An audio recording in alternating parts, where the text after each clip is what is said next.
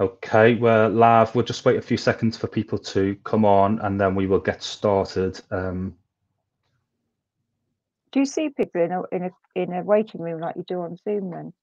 No, so they won't come on here. They will just come on Facebook and watch, and then they'll be able to type in the comments on there. So we've got a couple of people watching now.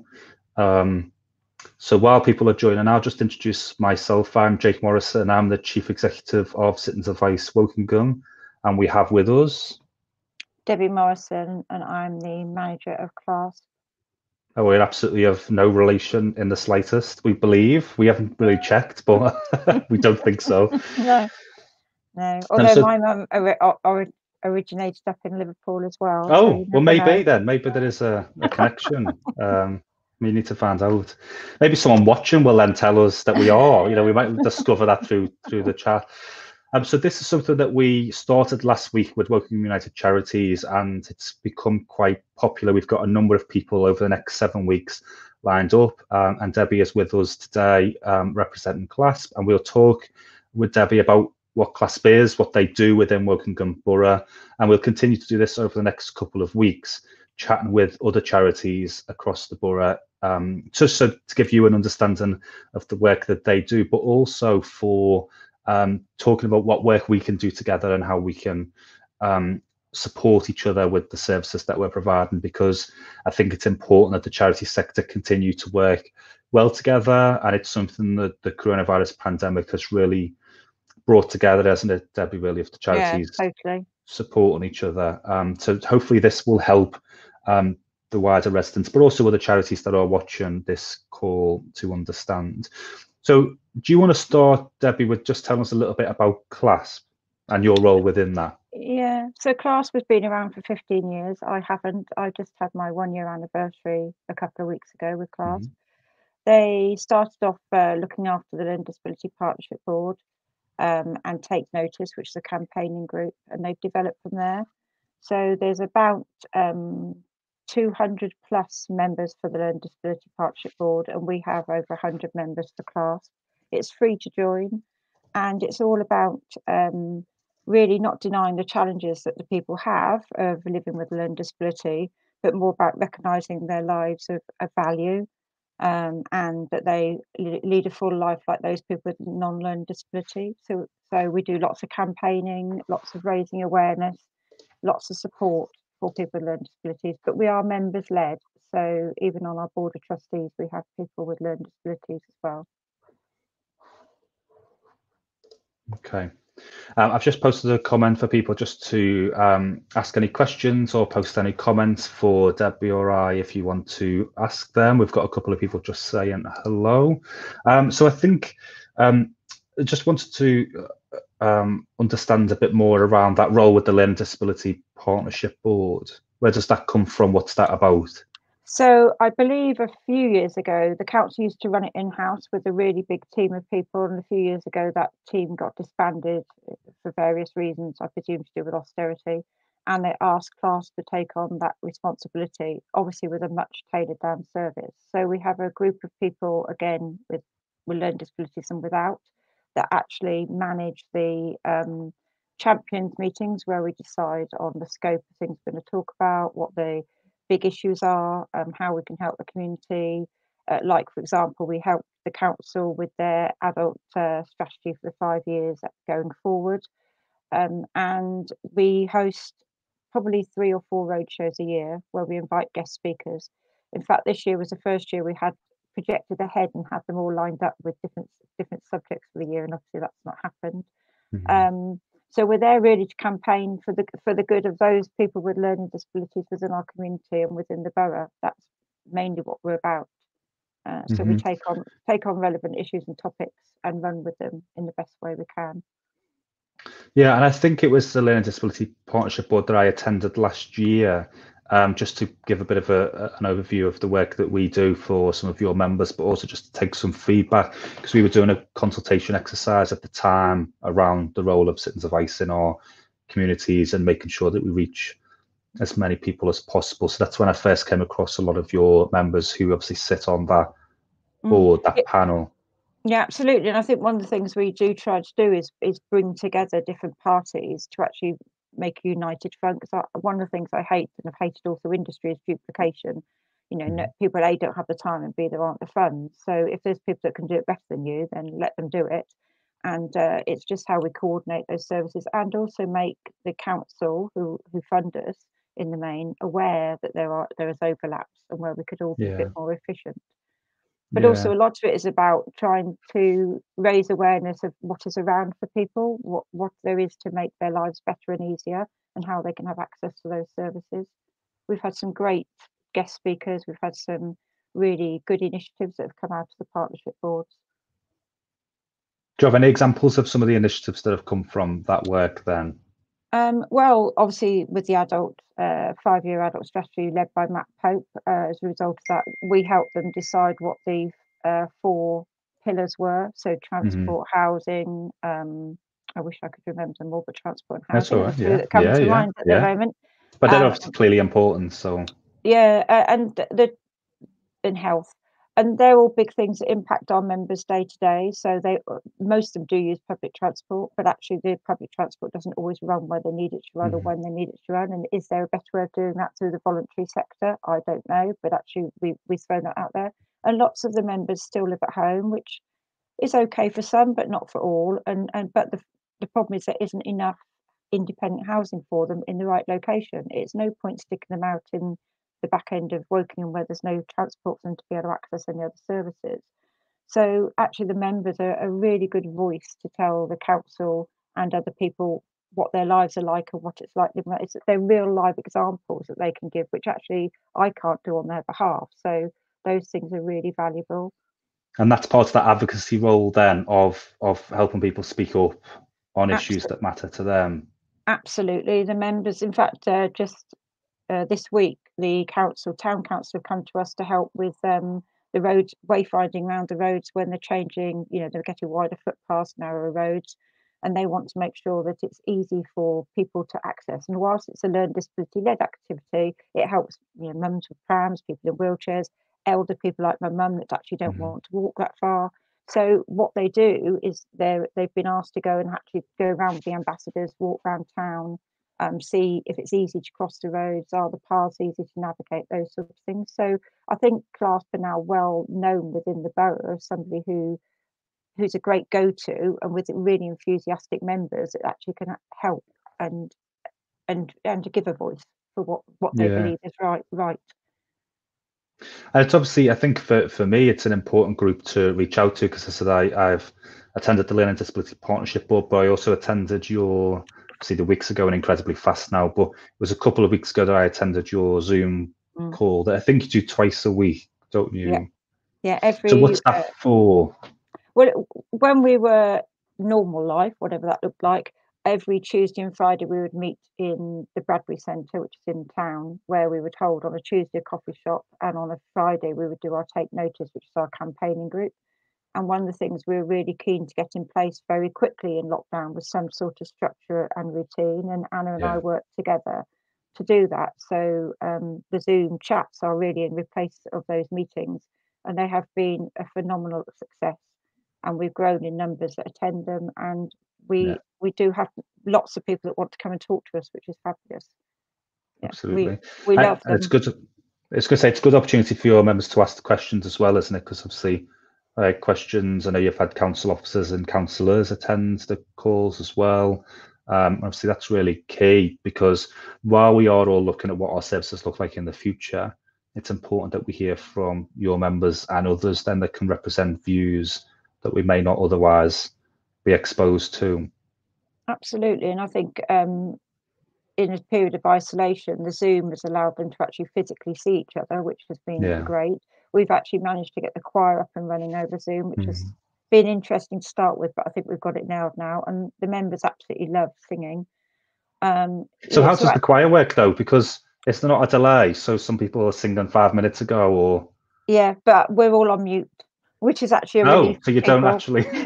So no, but the choir themselves, we do it with Sing Healthy. So the Sing Healthy lady Brenda that leads it, we can hear her. We can hear the music, and then you sing along. Yes, she's got a decent voice. Yes, there was that. We've got a couple of tapes actually where we sung when there's been a special birthday. We have exceptional Zoom meeting to celebrate somebody's birthday, when we all sing. I have taped a couple of those, and they do sound appalling. So yeah, so so we all have to be on mute. So, but it's the same thing for us. We all really enjoy it because we can sing to our heart's content. Of course, absolutely. Nobody Especially hear if us you're on mute. chopping. Yeah, Absolutely. I think I might join in if you're on mute. But I think I was seeing it more as an orchestra, you see. I was thinking, hang on, I don't know what, is someone conducting everyone singing and getting people on time and in tune. But it's good. And I think, see, in lockdown, there's a lot of feelings of isolation and people being isolated from other people, family, friends. Should those groups, if you go to a group, no matter what those groups are, whether it's yoga, whether it's the gym, whether it's the 2 classes that you hold a week, the 2 clubs, then that's something that you're clearly going to miss because it's something you become used to. So the fact that you're able to mobilize that so quickly to keep people engaged is great, and that more people are still able to join along that time. Because that was going to be my question of, how does someone know then if they're eligible to access some of your services, and how would they then access support from you? I think at the moment we're quite relaxed about eligibility. I mean, it is anyone with a learning disability within the borough, and we do have some people from outside the borough, but the majority in the borough, no matter how profound their disability. But I feel at the moment part of our service is offering a contact point for people. So actually, we have people that don't have learning disabilities that join us. There's a couple of people that just join because they want to join, and I'm really cool with that, because I think it's a time when we should be reaching out to anyone that is struggling with isolation. So Absolutely. for me, there's no barriers for who can join currently. It's free to be a member of Clasp anyway. We just do ask people to fill in membership forms, because we do take photos and we need the photo consent forms, Of course, GDPR, and all those yawn things that we all have to adhere to these days. But to get in touch, they can use our website, which has got a form on it. They can phone, which I'm always telling everyone our phone number, and they can email me, they can email Anna, and they can email admin@claspwokingham.org.uk. So there's plenty of opportunities, and lots of them know other members, so the members will put them in touch with us. So like I say, we're not really being very strict about who joins currently. And also some of the people that have joined actually give us opportunities to open up to other people as well. So that all those things are fine. So this is the way, because you just read out that email, but this is where they can then go to find your contact details and get in touch. Yeah, use the mobile obviously, because the landline's stuck in the office and we're not in the office. So, of course, yeah. But yeah, and again, if anyone does struggle, just get in touch with us, and we'll be able to put them through to Debs as well. I think we've got a couple of people on the comments that are writing you references, which I'm sure you'll appreciate. So we've got Richard here saying Debs does a great job managing Clasp. So we could leave that on for the rest of the call if you want onto the screen. That's very And we kind. also have Dean saying, I'm so happy to work with Debs in the office, makes me feel more confident in myself. And I think that's a key point, because obviously, like you, we have volunteers in our organisation as well, and as much as we get stuff from them for volunteering, they get a lot back as well. So obviously, Dean feeling more confident by being able to volunteer with you is a really important thing, a really important opportunity. So it's great to hear that from Dean, and a fantastic profile picture as well. And there's a couple of people saying hello as well. So hello to you all, and thank you for watching. And we've got a comment here from Jenny, which is how to get involved. So everyone's welcome to join Clasp's twice weekly Zoom chat. Just email on admin@claspwokingham.org.uk to ask for the code to join. And I said, as someone who's attended, I think it's great to do that. Okay. Again, I'm sure I don't know if you can see the comments on the side, but certainly more coming in about rising to the challenge to COVID-19, and your engagement has been so supportive, and an amazing service, which is great. So I had a little look at your website again before, just to look through it, and there's the hate crime section as well, and I think that's a really important thing to talk about. And I think we've talked about it at a meeting as well, because I'm sure you had instances, a couple of, I don't know if it was at the start of this or during the over coronavirus. Christmas we had a couple. Which I wasn't, asking you to then talk about, but the hate crime bit is clearly surely an important part of the charities work as well. Yeah, absolutely. So we work with Thames Valley Police. So I'm a volunteer actually for Thames Valley Police only since I joined Clasp, but as is Jenny, our company secretary. So we are a voice piece from Clasp back into them. So we talk to them about how our members are feeling, the challenges they face. We have a great PCSO, James Leggett, who joins us on our Zoom chats, but also is a great ambassador for Clasp back into the police force. And what we're trying to do is just raise awareness of what it's like to have a learning disability, and that we're no different to anyone else, and we don't need to be the target of any sort of crime. So hate crime takes a whole number of forms. It's not necessarily always the obvious. You know, it's the cuckooing and lots of things we're doing is trying to make the members also aware of how they can be vulnerable sometimes to things that they think are friendships, where they may not be friendships. And I know a couple of them have been subject to that, which is, it's very sad, but it is the real world. And I expect you remember, Jake, 'cause I'm sure you were doing stuff around the citizens' advice about in the beginning, where people were actually being very unkind and going to people's doors and asking for money to go shopping for them. Absolutely. And everything. And I know we spoke about it, about how we only really wanted to, although there were lots of people out there trying to be helpful, which was fabulous, we wanted to actually make sure that everything went through one point, so we knew people were DBS checked and we were looking after the safeguarding and things. So hate crimes all around all those aspects, and it's something we've got a charter that we've had signed now by Matt Pope and by the head of Thames Valley Police. And one of the things we will be doing when we get out of this is actually having a sort of a big launch of all that, and get more people to sign up to our charter and get the local businesses to sign up to it as well. And of course, we'll sign up to it as well. Absolutely. So please do get us involved. And that brings us on to Tracy's comment as well. But I've just put up there, if you want to see the hate crime brochure from Clasp, there's the email again, and that'll be in the comments afterwards as well. Go on. We had some great brochures printed actually just before lockdown. They're in the office in our new cabinets that we bought with money from Wokingham United Charities. But obviously, we aren't able to distribute them in any positive way at the moment. But hopefully it won't be too long before we kick off all that. And they are all in easy read. So yeah, absolutely. And talking of United Charities, Tracy, with her profile picture there, very glamorous, is asking how Citizens Advice can adapt our services to make it more accessible to Clasp members, and obviously surely other people with learning disability as well, and the easy read options. And again, I think it's partly, and I think I spoke to Debbie about this before, partly why we want to have these calls is to firmly put that on the agenda.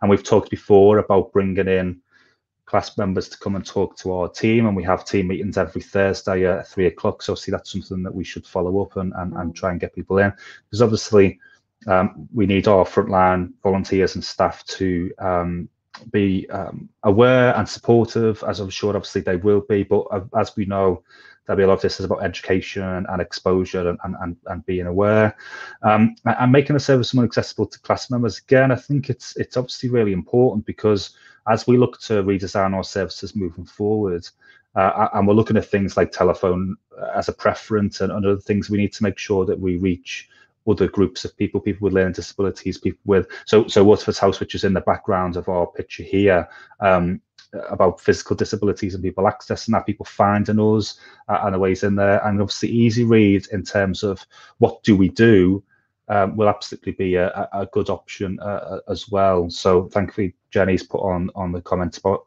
being very happy to help us with that, which will be fantastic. But yeah, we're keen that people know why and how they can contact us. And I also think with building a relationship with Clasp anyway, you know, we will be able to have more honest conversations, more open conversations, and any cases that we get that we just want to run by you, will be able to do so. And hopefully, again, any of your members that are struggling with anything such as benefits, debt, housing, those type of issues that, you know, you might be able to do with our help with, we'll obviously always be able to support. And again, it's great to see people talking about helping us with the easy read support, which will be great. We'll let you know obviously what our services are going to look like, how people contact us, but I do think it would be useful to do one about our phone line and how people can call that, when they can call there, and what services we offer on that as well. I think that would be really good. Before lockdown, we did a great project with Wokingham Library actually, where we went in and took loads of different photos. They want to encourage more people with disabilities of all sorts to come to the library. So our members have started constructing a document, a leaflet for that, which was great fun to do. But also that's all in easy read. It's about you know how you can find someone to help you there, about, you know, pictures of how you get your membership form, every aspect of the library, including getting the rubbish bags from there and everything. We've done that with them, but again, that was something we wanted to do. We wanted to have a big launch of that at the library, but clearly that hasn't happened with a sort of quiz, session. But anyway, they will all come. It will all come. But at the moment, the difficulty is how to give people that information, because you can't go to the library. There's sort of, it's a bit of a mute point, really. But, But again, obviously, social media and the local paper, which again, I think I read your piece on the Learning Disability Partnership week. We've been in there nearly every week. Wokingham paper have been fantastic, so supportive. They've been great. Yeah. But so what was that piece about? It's about Learning Disability Week, which is next week. Next week. Learning Disability Week is next week. So it's going to be really busy. We've got something on every day. So hold on to your hats, I think. And we'll continue to share, because we shared some of your videos earlier this week. You did videos from a number of your members, didn't you? Yeah, we're doing one every day in the lead up to Learning Disability Week, because we wanted people to know what it was like to have a learning disability and how it doesn't stop our members having a very fulfilled and valid life. Absolutely. So I've been so proud of them and what they've achieved doing them. They've been great. So but as I said on the Zoom, because I said on the Zoom when I spoke to you a couple of weeks ago, and we'll wrap up in a moment, because we said we'd do 20 minutes. But what I really liked at the start of the lockdown was really difficult, and certainly, for every charity and every individual, but for us, we were thrown right into delivering the one front door, and we were at the peak of the amount of calls we were taking a day. And every time I'd go onto Facebook, there'd be people wearing hats or t-shirts and different things, just to be a bit more fun and to bring a bit of light to the situation. I think that was really, just in terms of thinking back to how this all started off, it's just a nice sort of thing to reflect on, which is great, and that's great to have that impact surely as well. So we've had some good fun. We've had lots of laughs. We've had some serious moments, obviously, but we do try and maintain positivity on our group meetings, and then we will talk to the members individually if they are struggling with anything. But Learning Disability Week is going to be full of fun. Yeah, that's good, and that's why.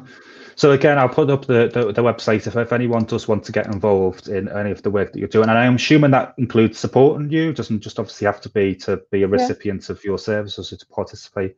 Anyone who's interested in supporting, and Clasp, anyone that wants to come it goes on. without saying, any money that you can get given, I'm sure that will always help if I can promote that. And also, Jake, anyone that would like to come and do a Zoom session with us and chat and tell us about their lives, they might not think it's exciting, but I'm sure we'll think they're exciting. But give us an example then of what would you be looking? What is it? Anything and everything? So this week we had Roger from Glow Radio on, and he told us about his career and everything. And we've got an interview going out Monday, actually between 10 and 12 on the radio station. We have people like today. We had Charles Margetts talking about adult social care, and we've had a whole range. We've had Carol Price from one of the community nurses talking to us about keeping well. We've had all sorts of people. We like to learn more about our community and what's going on. Yeah, so absolutely. And obviously we had your good self telling us about what services you're doing and how life's changed for people under lockdown and what they're doing. In case there's anything that we could learn from that as well. So absolutely. We welcome anyone to come and chat to us.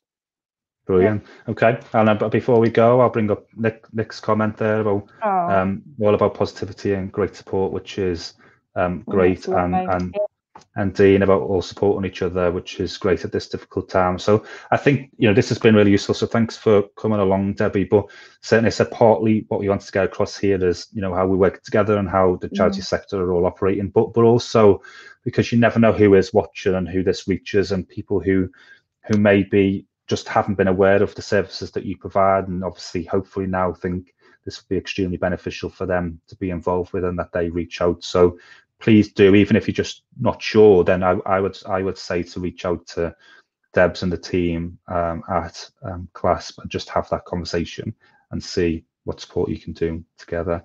So thank you all for watching. We'll leave this up afterwards, and Debbie, thank you very much for participating. I hope you enjoyed it.